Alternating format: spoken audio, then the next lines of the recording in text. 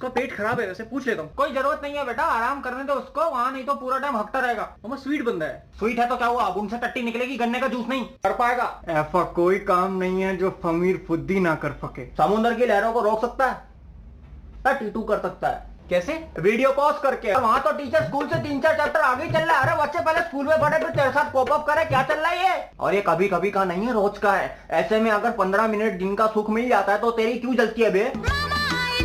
तुमने उसका वो सुपर हिट गाना नहीं सुना? कौन सा?